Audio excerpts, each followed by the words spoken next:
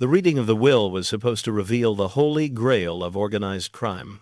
Federal agents and a grieving family waited in silence for the Swiss bank account numbers holding an estimated $300 million. Instead, the lawyer revealed a devastating truth. There was nothing. The man who invented international money laundering, who bankrolled Las Vegas and bought the Cuban government, had died virtually broke. He couldn't even leave enough to support his disabled son. How does the greatest financial genius in underworld history, a man the FBI claimed was bigger than U.S. Steel, simply lose hundreds of millions of dollars? You are about to discover the dark truth behind the Mafia's ultimate architect. To understand where the money went, you must first witness how he built the illusion. The foundation of Meyer Lansky's criminal empire was not built on American greed, but on Eastern European terror. Born Meyer Lansky in the city of Grodno, his earliest memories were stained with blood and humiliation. This was an era of brutal anti-Semitic pogroms. As a young boy, he watched as violent mobs tore through his neighborhood, dragging men from their homes, beating them, and burning their livelihoods to ash. What scarred him permanently was not just the violence, but the submission. He watched older Jewish men, including his father, lower their heads and absorb the abuse, praying silently for the storm to pass. Witnessing the surrender of dignity in those terrifying moments, a profound philosophy took root in his mind. He vowed he would never lay down, he would never be a victim, and he would never apologize for fighting back against a rigged system. In 1911, the 8-year-old boy arrived in America. His family settled in the Lower East Side of Manhattan, a sprawling, impoverished ghetto overflowing with desperate immigrants. It was a chaotic ecosystem of overcrowded tenements, disease, and relentless poverty. But more than anything, it was a war zone. The streets were viciously divided by strict ethnic boundaries. Irish and Italian gangs routinely invaded the Jewish enclaves, seeking easy targets to extort and brutalize. In this unforgiving environment, physical size dictated survival, putting the young immigrant at a severe disadvantage. Lansky grew to just 5 feet, 4 inches. He was small and perpetually underestimated. But the neighborhood bullies quickly discovered a terrifying truth. Lansky did not care about the size of his opponent or the severity of the beating he might take. If hit, he fought back with cold, relentless fury. He learned to absorb unimaginable punishment just to deliver a single, decisive blow. But more importantly, Lansky realized that fists could only take a man so far in a city of millions. To truly dominate this environment, he needed to use the one weapon his enemies fundamentally lacked: his mind. Lansky was a mathematical prodigy trapped in a slum. While other boys learned how to pick pockets, Lansky studied the mechanics of power, risk, and probability. He observed the chaotic street games and corner bookies, effortlessly calculating the odds in his head. He recognized early on that the street was just a primitive economy, and whoever controlled the math ultimately controlled the neighborhood. But a general without an army is just a target waiting to be robbed. To conquer the streets, the strategist needed a blunt instrument. He found that exact instrument in another young Jewish hoodlum named Benjamin Siegel. History would remember him as Bugsy, a nickname he violently despised because it implied he was crazy. But the nickname was entirely accurate. Siegel was tall, strikingly handsome, and possessed a charismatic charm that masked a deeply psychotic, hair-trigger temper. Siegel didn't just fight to survive. He fought because he reveled in bloodshed. Their legendary partnership began in the middle of a chaotic street brawl. Siegel had become entangled in a vicious fight, surrounded by hostile enemies. Blinded by the red haze of his own uncontrollable fury, Siegel suddenly pulled a loaded gun. Transfixed by the adrenaline, he raised the weapon to fire directly into the crowd, entirely oblivious to the blaring police sirens approaching rapidly. If he pulled that trigger, his life would have ended in a juvenile prison. Suddenly, a forceful figure slammed into him. Lansky tackled Siegel, wrestling the gun down and dragging the enraged teenager into the shadows as the police descended. Hiding in a dark alleyway while the police scoured the pavement, a symbiotic relationship was forged that would eventually terrorize the nation. Lansky had just saved Siegel's life, and Siegel recognized a quiet, commanding authority in the smaller boy. They were the perfect criminal paradox. Lansky possessed the cold intelligence to design vast empires, and Siegel possessed the homicidal bravery required to enforce them. Together, they formed the infamous Bugs and Meyer gang. They stopped being victims and became apex predators. They provided ruthless protection for the Jewish neighborhoods, violently repelling the Irish and Italian gangs. They quickly graduated from petty theft to extortion, hijacking, and illegal gambling operations. But the true turning point in Lansky's life, the moment that shifted him from a neighborhood thug to a pioneer of organized crime, occurred during a tense standoff on a Lower East Side sidewalk. By the late 19-teens, the Italian gangs were highly structured and fiercely territorial. The most aggressive among them was a teenage extortionist named Charles Luciano, who would later become globally infamous as Lucky Luciano. Luciano ran a highly profitable protection racket, shaking down local Jewish kids for pennies just to walk to school safely. It was a simple business model based on racial intimidation, and it worked flawlessly until Luciano cornered Meyer Lansky. Luciano and his crew surrounded the small Jewish teenager, aggressively demanding their daily tribute. The threat was explicit: pay up or end up bleeding in the gutter. Lansky did not flinch. He looked up at the towering Italian gang leader and delivered a response laced with highly colorful, uncompromising profanity. Lansky told Luciano exactly where he could go, making it abundantly clear that if Luciano thought he was going to fork over a single cent just because he was Jewish, he was out of his mind. Lansky dropped into a fighting stance, fully prepared to take a brutal beating from the entire gang rather than surrender his dignity. Luciano stared at the defiant kid. He had terrorized hundreds of boys, but he had never seen anyone, especially someone of Lansky's size, exhibit such absolute, fearless resolve. Instead of signaling his men to attack, Luciano started to laugh. He didn't see a victim. He saw a reflection of his own ruthless ambition. Luciano respected strength, and Lansky possessed it in spades. That single act of defiance sparked one of the most important friendships in the history of the American underworld. In an era where criminal gangs were strictly segregated by blood and culture, where Sicilians only trusted Sicilians and Jews only worked with Jews, Lansky and Luciano shattered the cultural precedent. They realized that ethnic pride was terrible for business. They didn't care about the old world traditions of their fathers. They were Americans, and they only cared about making money. With Lansky's mathematical genius, Siegel's terrifying capacity for violence, and Luciano's rising influence in the Italian Mafia, the trio formed an unstoppable, cross-cultural alliance.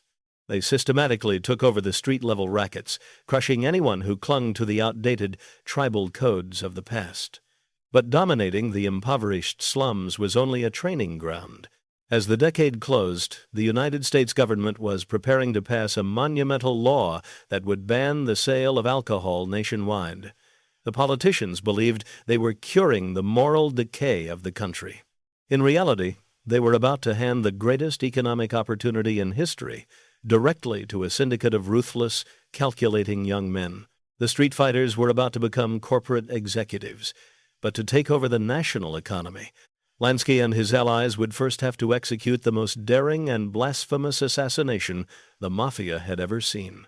In January 1920, the United States government inadvertently handed the keys of the American economy to the criminal underworld. The enactment of Prohibition overnight transformed the manufacture, distribution, and sale of alcohol into a massive, illicit industry. For the street predators of New York, this was the ultimate evolutionary leap. Men who previously fought with brass knuckles over extortion pennies were suddenly thrust into a chaotic vacuum of multi-million-dollar logistics. While rival gangs drowned in turf wars and disorganized violence, Meyer Lansky recognized that bootlegging was not a gang war. It was a vast corporate supply chain. He systematically applied his mathematical mind to the chaos, organizing fleets of trucks, calculating distribution routes, and managing complex payrolls for bribed police officers and politicians.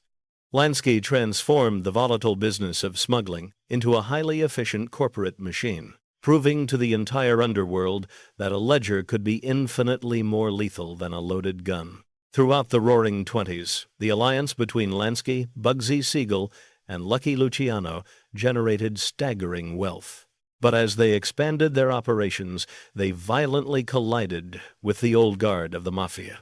The Sicilian underworld was ruled by aging, traditionalist bosses known as the mustache petes, men who operated strictly on ancient blood oaths and ethnic supremacy. By the summer of 1931, the bloodiest conflict in Mafia history, the Castellammares War, had decimated the underworld. Emerging from the slaughter as the undisputed victor was Salvatore Maranzano, a ruthless, old-style Sicilian boss who officially crowned himself the boss of all bosses. Maranzano envisioned a rigid dictatorial mafia entirely controlled by native Sicilians. He openly despised Luciano's modern, progressive approach to business, and he harbored a deep, venomous bigotry toward Luciano's non-Italian partners, specifically Meyer Lansky and Bugsy Siegel. Luciano and Lansky knew that as long as Maranzano drew breath, their vision for a national, multi-ethnic syndicate could never materialize. Worse, their intelligence networks revealed that Maranzano was quietly assembling a hit squad to assassinate Luciano and wipe out his Jewish allies. It was a classic kill-or-be-killed scenario, but executing the boss of all bosses seemed like a logistical impossibility. Maranzano was highly paranoid. He operated out of a heavily fortified suite of offices on Park Avenue, surrounded by an impenetrable wall of heavily armed Sicilian bodyguards. These guards were trained to scrutinize every Italian man who approached the building, searching for rival hitmen. An Italian strike force would be spotted and gunned down before they even reached the lobby elevator. It was in this desperate, high-stakes standoff that Lansky delivered a masterstroke of cross-cultural strategy. He pointed out a glaring psychological blind spot in Maranzano's defense. The old boss was so fundamentally bigoted that he believed only Sicilians were capable of executing a professional mafia hit. He viewed Jewish men as weak, dismissing them as mere accountants and businessmen who lacked the stomach for organized murder. Lansky exploited this prejudice with surgical precision. He told Luciano that the hitmen couldn't be Italian, they had to be Jewish. Lansky immediately mobilized the most lethal operatives from the old Bugs and Meyer gang, assembling a specialized kill squad. Among them was Samuel Red Levine, a notoriously ruthless hitman who was also a strictly Orthodox Jew. Levine famously refused to commit murder on the Sabbath, but fortunate for the syndicate, the hit was scheduled for a Thursday. On the afternoon of September 10th, 1931, Lansky's men arrived at the prestigious Park Avenue office building. They were not dressed as gangsters. They wore sharp, conservative suits and carried briefcases, flawlessly posing as federal tax inspectors from the Inland Revenue Service. The disguise was a brilliant manipulation of Maranzano's deepest fears. The mafia boss was terrified of federal tax evasion charges, the very weapon the government had recently used to take down Al Capone in Chicago. When the Sicilian bodyguard saw a group of Jewish bean counters flashing government badges, Maranzano's prejudice worked exactly as Lansky had calculated. Assuming these men were just harmless, unarmed government bureaucrats, the bodyguard stepped aside and allowed them directly into the inner sanctum.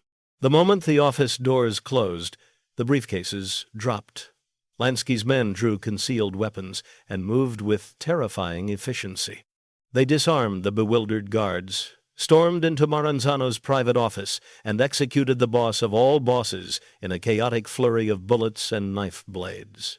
The undisputed king of the Mafia was dead, outsmarted and annihilated by the very Jewish men he had so fatally underestimated.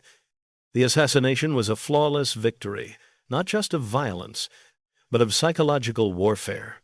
With Maranzano dead, Lucky Luciano took absolute control of the New York underworld. But rather than declaring himself a dictator, Luciano, heavily influenced by Lansky's corporate philosophies, established the Commission. It was a governing board that would rule the Mafia through democracy and negotiation rather than perpetual warfare. Luciano sat at the head of the table, and Meyer Lansky sat at his right hand. Yet Lansky understood a cold, unbreakable truth about the world he had helped conquer.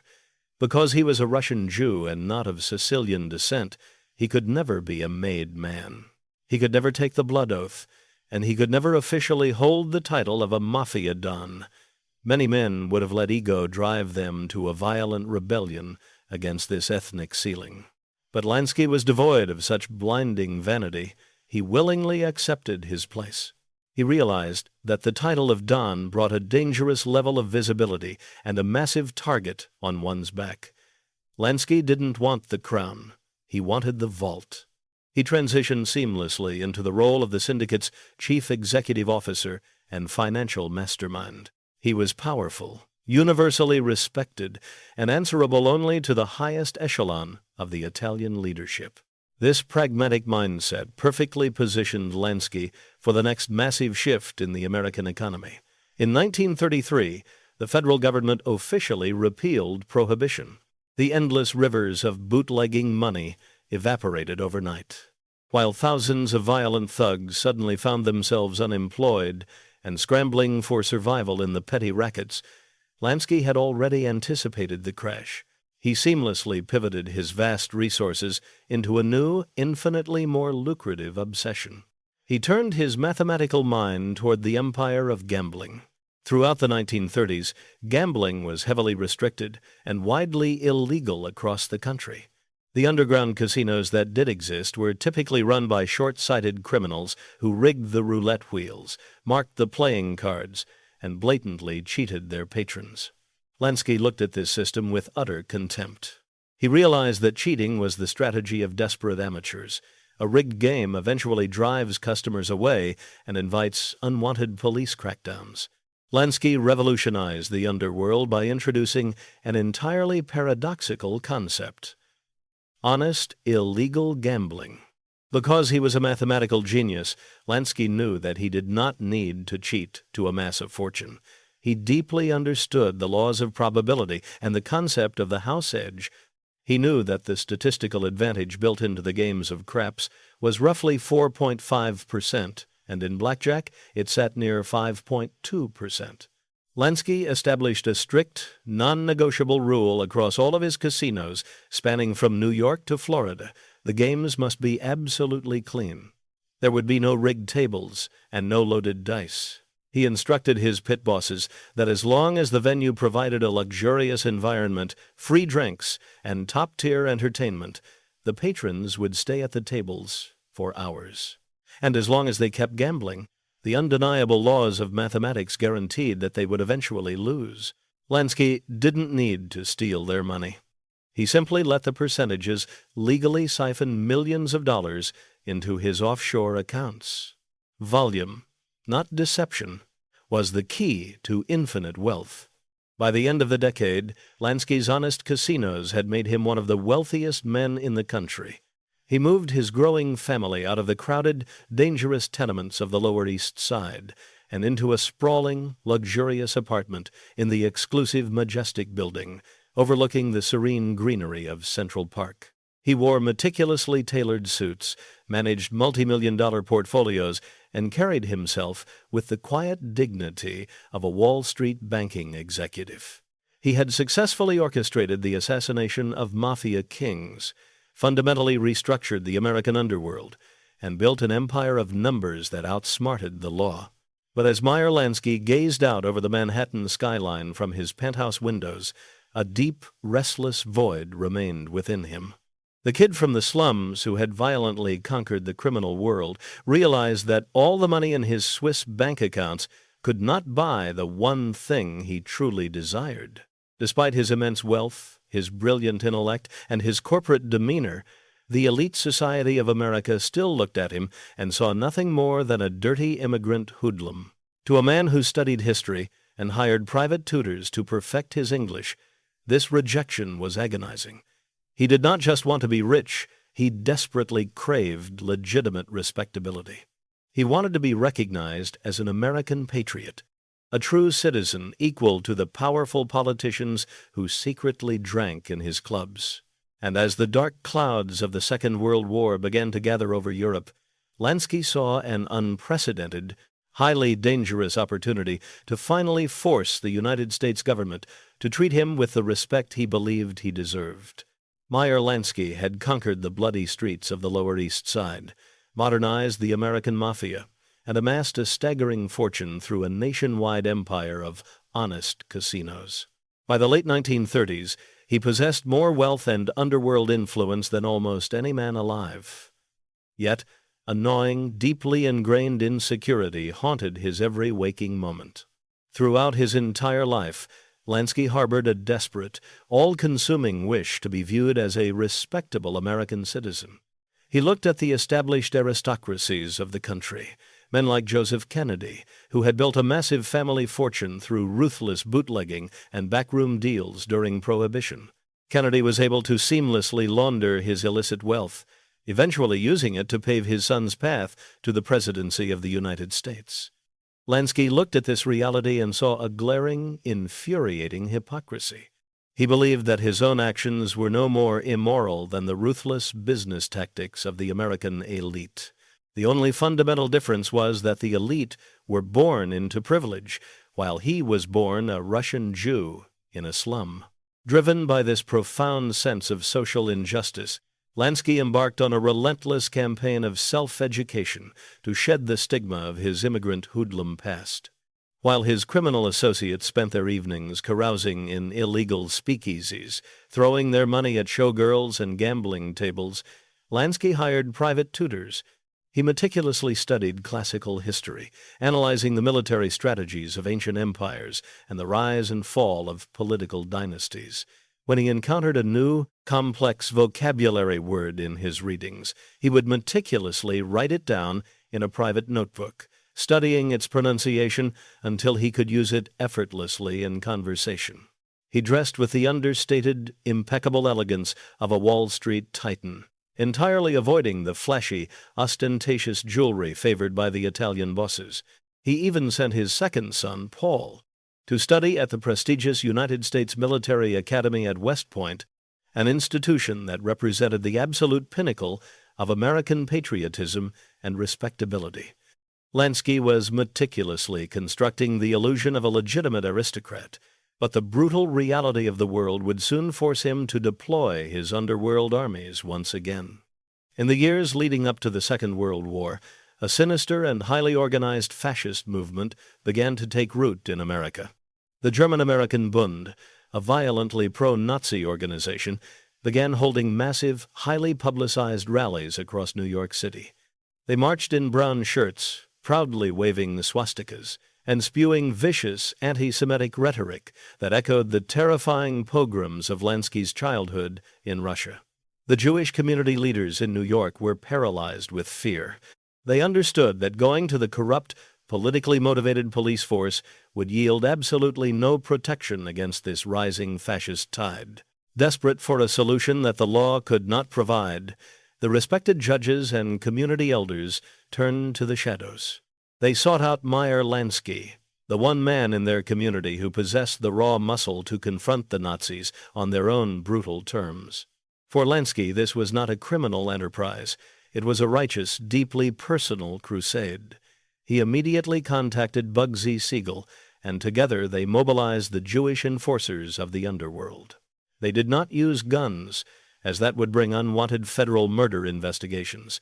Instead, they armed themselves with heavy wooden baseball bats and iron pipes. Lansky and Siegel personally led their squads into the Bund rallies, unleashing a terrifying wave of orchestrated violence. They systematically shattered the bones of the Nazi sympathizers, beating them unconscious and completely dismantling their operations. The Bund members, who had confidently expected to intimidate a passive population, found themselves brutally besieged and terrorized by highly trained killers. Lansky had successfully weaponized the Mafia to defend his people, But this violent display of patriotism was only a prelude to an infinitely larger, geopolitically monumental alliance. On December 7, 1941, the Japanese military attacked Pearl Harbor, dragging the United States into the devastating theater of the Second World War. Paranoia immediately gripped the nation, fueled by genuine fears of Axis sabotage operating within American borders. This terror seemingly materialized in February 1942, when the SS Normandie, a massive $60 million luxury liner being converted into a troop transport ship, mysteriously caught fire and capsized directly in the waters of New York Harbor. The burning of the ship was a catastrophic public relations disaster for the military. The United States Navy immediately suspected that German or Italian saboteurs had infiltrated the waterfront. Naval intelligence officers were swiftly dispatched to investigate, but when they arrived on the docks to interrogate the longshoremen, they slammed into an impenetrable wall of silence. The waterfront workers inherently distrusted men in government uniforms, and they possessed an absolute, unwavering loyalty to the men who actually paid their wages. President Franklin Roosevelt, desperately demanding answers about the security of the nation's most vital supply lines, was given a shocking dose of reality. Naval intelligence was forced to inform the Commander-in-Chief that the United States government did not actually control the ports of New York. The docks, the unions, the cargo, and the men were entirely controlled by the Mafia. If the military wanted to secure the eastern seaboard and hunt down foreign spies, they could not rely on the FBI or the local police. They had to negotiate with the underworld.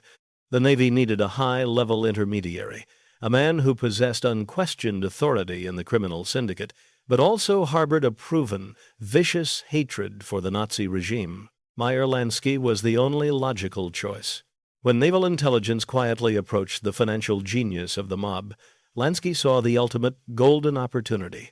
This was his chance to serve his country at the highest level of national security, an act of patriotism that he firmly believed would finally erase his criminal record and secure the legitimate respectability he so desperately craved. He immediately agreed to assist the government, but he outlined a massive logistical hurdle.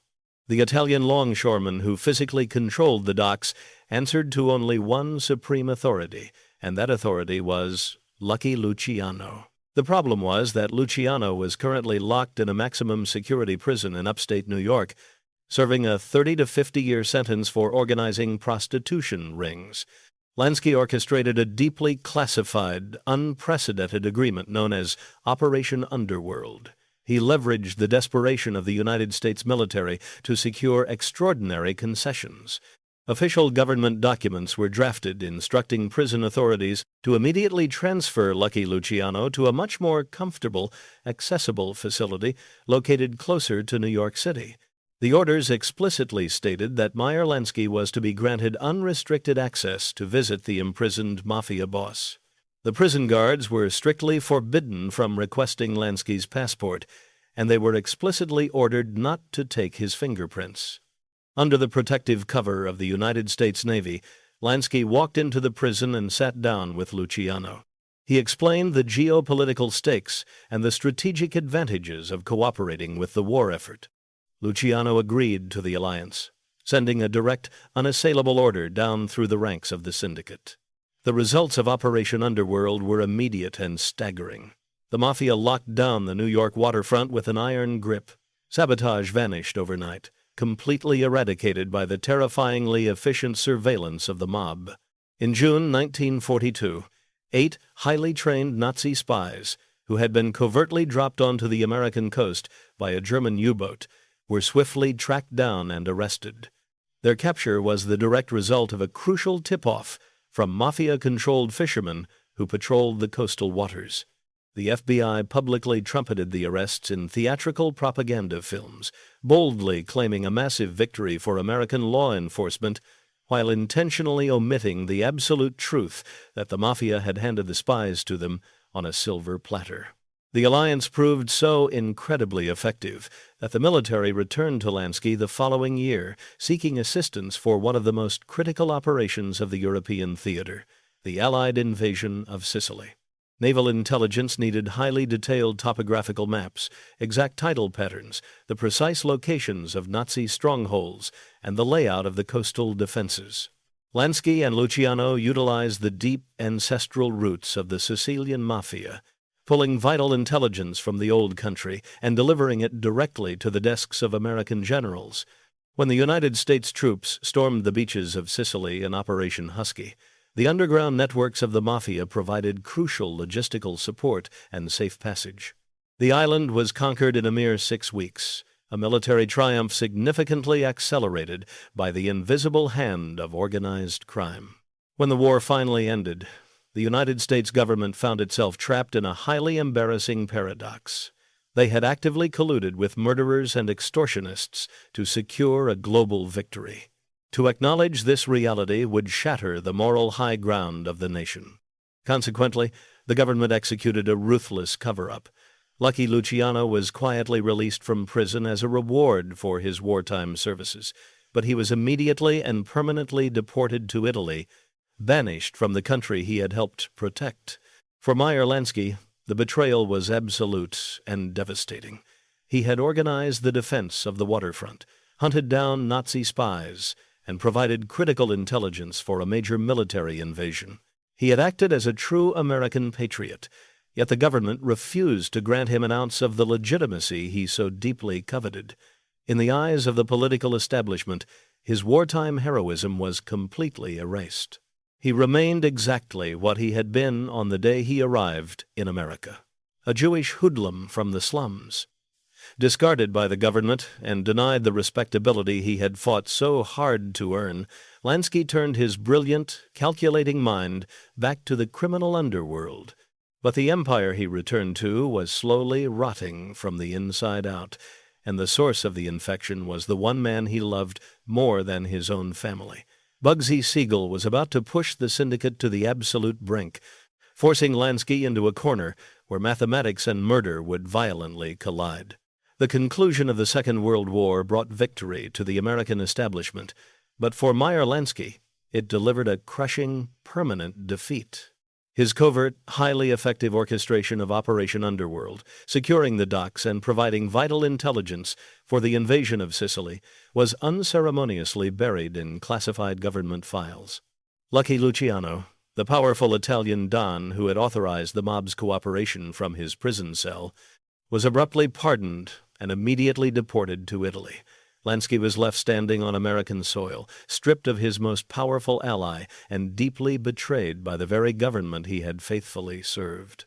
He realized with a cold, terrifying clarity that the political elite would happily use the blood and muscle of the underworld to win a global war, but they would never allow a Jewish immigrant from the slums to sit at their table, denied the respectability he had so desperately craved. Lansky was forced to fully embrace the dark reality of his existence. He was a criminal, and if the legitimate world refused to accept him, he would build an empire so incredibly vast that they would be forced to bow to his wealth. But a massive internal crisis was rapidly developing on the opposite side of the country, threatening to tear the national crime syndicate apart from the inside. The epicenter of the impending disaster was the one man Lansky loved more than a brother, Benjamin Bugsy Siegel. Siegel had relocated to the sun-drenched glamour of California, using his movie star looks to seamlessly infiltrate the highest echelons of Hollywood society. But Siegel's ambitions extended far beyond the silver screen.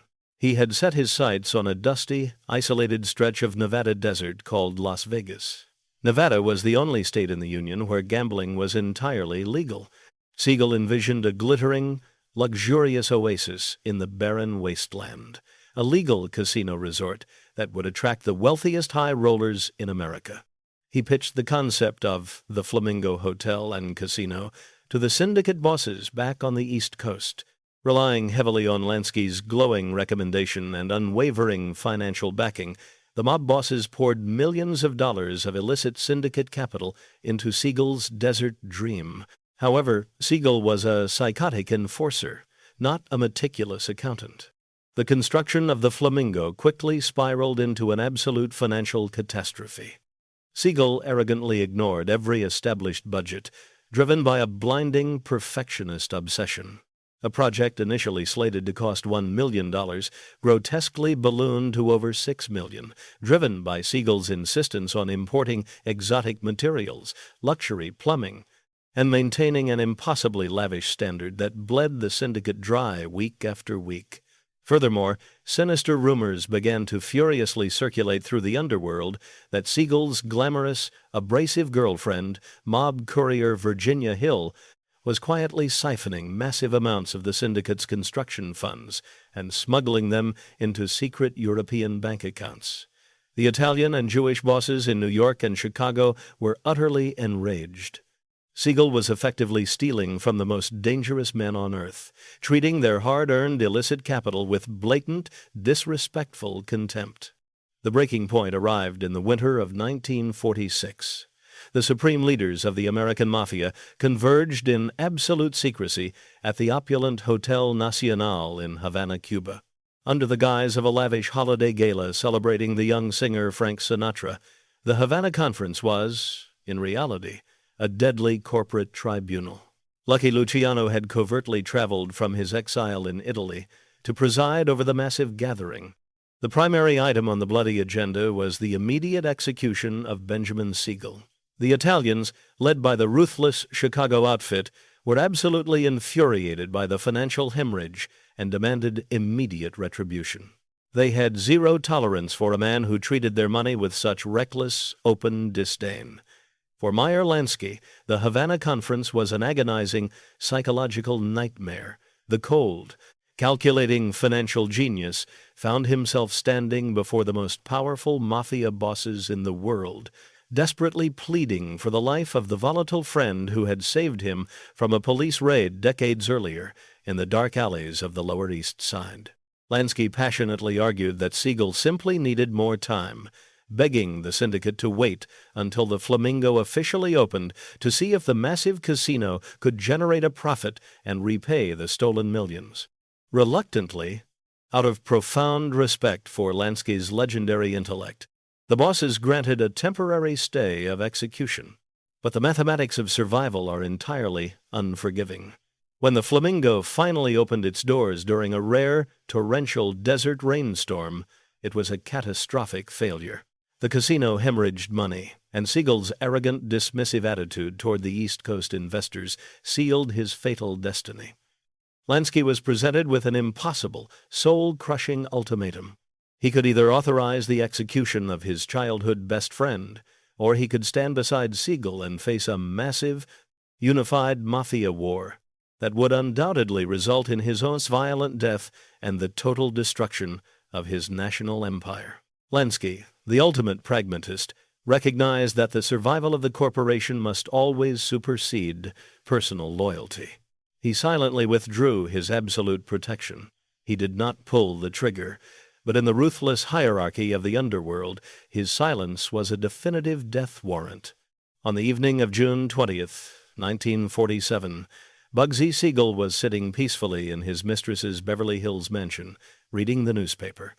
A sniper, armed with a military-grade M1 carbine, stepped out of the California darkness and fired multiple rounds through the living room window, obliterating Siegel's face and killing him instantly.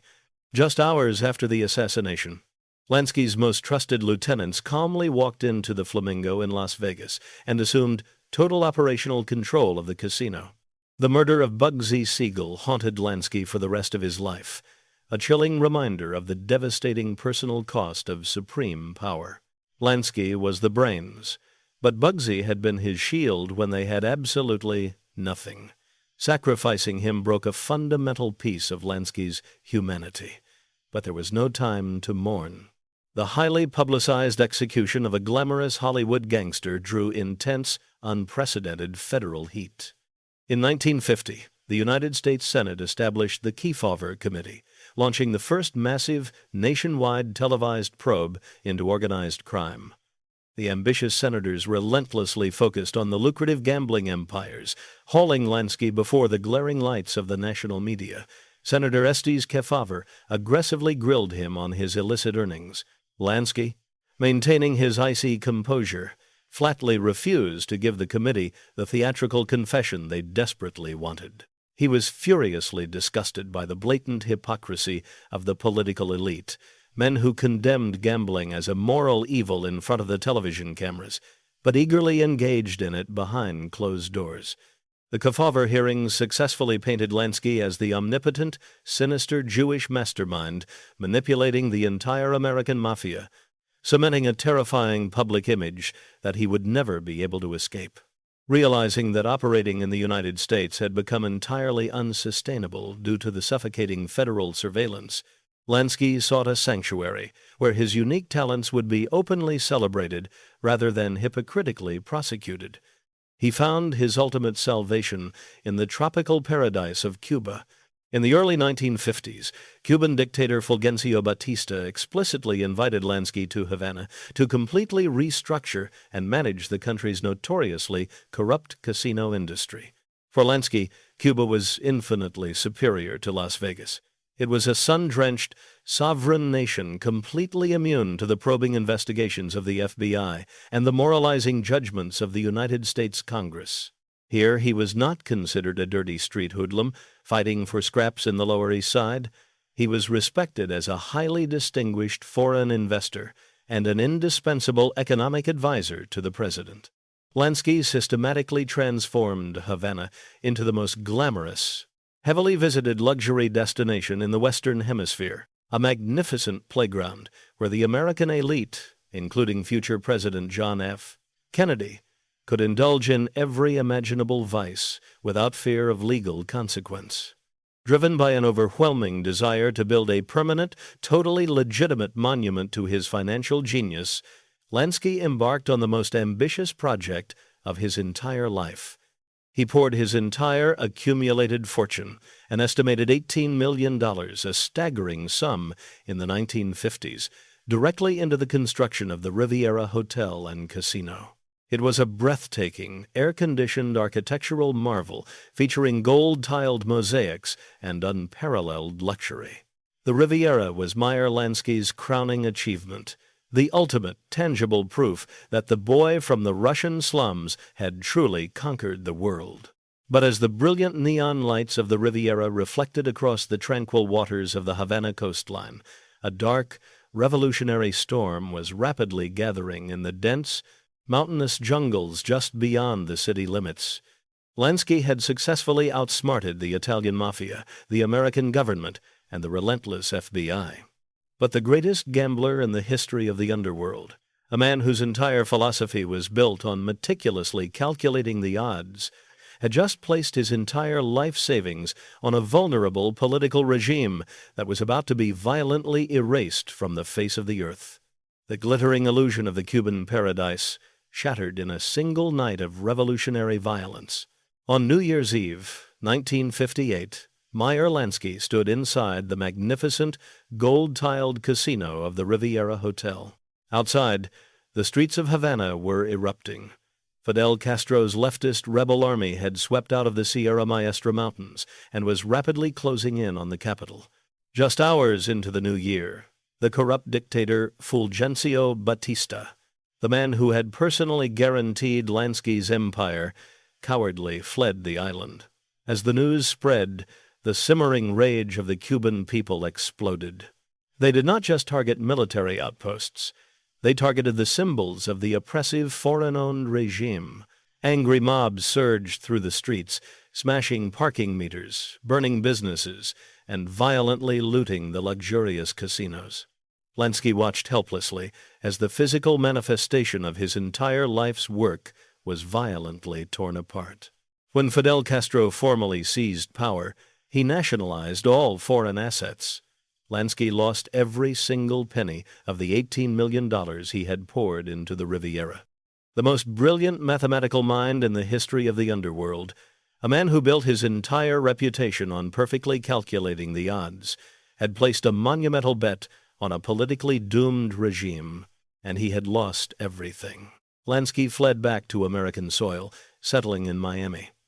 He was approaching 60 years old, his health was rapidly deteriorating, and he was returning to a country that was declaring an all-out war on the Mafia. Under the aggressive direction of Attorney General Robert Kennedy, the Justice Department locked Lansky firmly in its crosshairs. The government still fundamentally believed that Lansky was the omnipotent, billionaire mastermind, secretly pulling the strings of the entire national syndicate. Consequently, he was subjected to suffocating 24-hour surveillance. Federal agents trailed him to the grocery store, followed him on his morning walks, and planted listening bugs throughout his home and hotel rooms. Yet, the wiretaps yielded absolutely nothing of criminal value. The agents listening in mostly heard an aging man playing gin rummy, reading books, and watching television with his wife. However, a single, unsubstantiated FBI report from this era would permanently cement his mythological status. An agent monitoring a bug claimed to have heard Lansky casually remark to his wife that the organized crime syndicate was bigger than United States Steel. The exact words were never actually recorded, and Lansky vehemently denied ever saying it. But the media leaked the phrase, and Hollywood immortalized it in The Godfather Part 2, forever trapping Lansky inside the towering, fictionalized legend of his own omnipotence. By 1970, the relentless harassment reached a breaking point.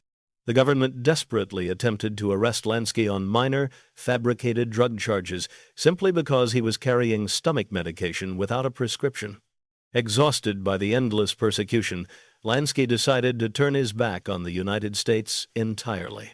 He traveled to Israel, seeking citizenship under the law of return, which guaranteed refuge to any Jewish person. For Lansky, Israel represented the ultimate sanctuary, a strong, defiant nation that embodied the very toughness and resilience he had admired since his traumatic childhood in Russia. He believed that among his own people, he would finally be accepted as family. But he severely underestimated the political reach of the United States. The American government exerted massive diplomatic pressure on Israeli Prime Minister Golda Meir, demanding Lansky's extradition. The Israeli leadership, highly dependent on American military and financial aid, viewed the aging mobster as a dangerous political liability. In a devastating, unprecedented decision, Lansky's application for citizenship was formally denied, and he was expelled from the Holy Land.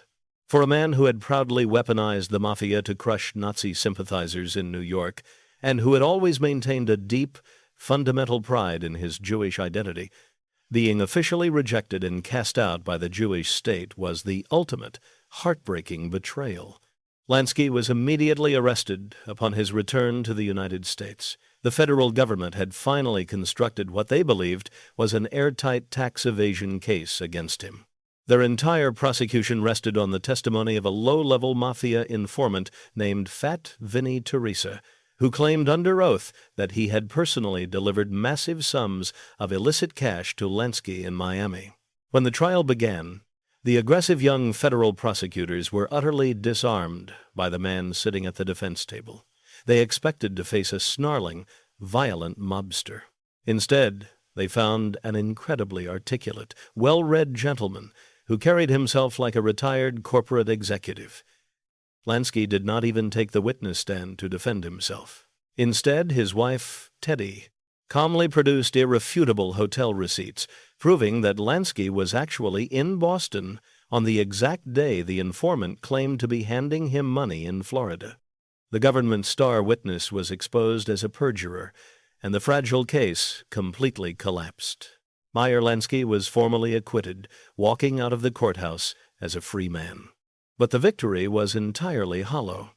He spent the final decade of his life living in modest obscurity in Miami, an aging ghost wandering through a world that had moved on without him. On January 15, 1983, Meyer Lansky died of lung cancer at the age of 81. In the aftermath of his passing, his family, federal agents, and investigative journalists eagerly gathered for the reading of his will. The entire world held its breath, waiting for the revelation of the hidden Swiss bank accounts, The vast offshore trusts and the legendary $300 million fortune, the revelation was staggering. The fortune did not exist. Lansky left behind a meager estate, barely worth $35,000, an amount so small he could not even provide adequate long-term medical care for his beloved, disabled son. The ultimate irony of Meyer Lansky's life was finally exposed. He was a mathematical genius who outsmarted the Sicilian Mafia and the United States government, but he died a victim of his own terrifying legend. The American public desperately wanted to believe in the existence of an omnipotent, billionaire mastermind manipulating the shadows. They refused to accept the cold, hard truth that the greatest financier in the history of the underworld had wagered his entire life's earnings on the shimmering illusion of Cuba, and he had lost everything. He built an empire of numbers, but in the end, the only thing Meyer Lansky truly possessed was a myth.